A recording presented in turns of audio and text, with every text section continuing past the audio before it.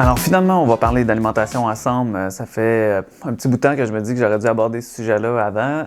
Ce qu'on va essayer de faire aujourd'hui, c'est simplement parler de qu'est-ce qu'on mange avant l'exercice, en fait. Souvent, c'est une des questions que les gens vont me poser assez fréquemment. La réponse est pratiquement toujours la même. Il faut, avant l'exercice, ça dépend toujours de qu'est-ce que vous allez faire comme effort. Mais si on prend comme idée qu'on va faire un exercice qui va durer environ 1 heure, que ce soit un exercice cardiovasculaire, que ce soit l'entraînement musculaire, on veut s'assurer d'avoir du carburant.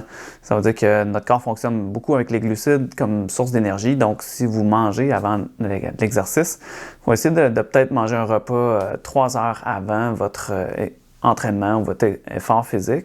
Donc, ça, c'est un premier paramètre à se rappeler. Est-ce qu'on va essayer de manger des glucides? Donc, qu'est-ce qu'il y a des glucides? Les fruits en contiennent, les pains, les pâtes, les patates, ça, je pense que vous le saviez déjà. On va en retrouver à l'intérieur de ça. On en retrouve aussi dans certains légumes, comme les carottes et certains de ces aliments-là. Au niveau des légumes, c'est intéressant aussi.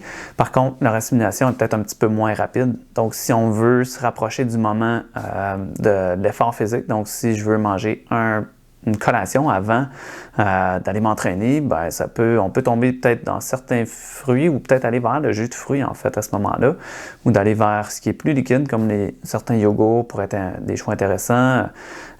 Donc d'aller vers un aliment qui est plus facilement assimilable va être plus intéressant, plus près du moment où vous allez faire l'effort.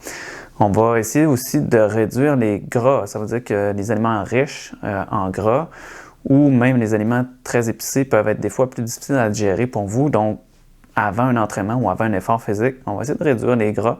On peut favoriser peut-être les glucides, les protéines un petit peu, puis à ce moment-là, vous allez avoir un meilleur flot d'énergie plus constant. Puis on s'assure d'avoir des aliments qu'on connaît aussi. Ça veut dire que si vous intégrez un nouvel aliment que vous n'avez jamais vraiment essayé, vous allez peut-être avoir des mauvaises surprises. Ça peut être finalement, vous pouvez être chanceux puis avoir une bonne efficacité au niveau de ce nouvel aliment-là. Mais si vous êtes dans une compétition ou quelque chose du genre, vous êtes mieux de rester avec des aliments que vous connaissez, que vous allez percevoir ou savoir que votre réaction au niveau de la digestion va être bonne. Donc ça, c'est un peu le guideline que je peux vous donner sur qu'est-ce qu'on fait avant l'effort physique, qu'est-ce qu'on mange. On s'assure d'aller vers les glucides. On peut intégrer des protéines aussi. On veut que ça soit facile à assimiler, donc des aliments qui sont riches en glucides, mais qui ne sont pas trop riches en gras, vont être plus faciles pour votre corps à assimiler.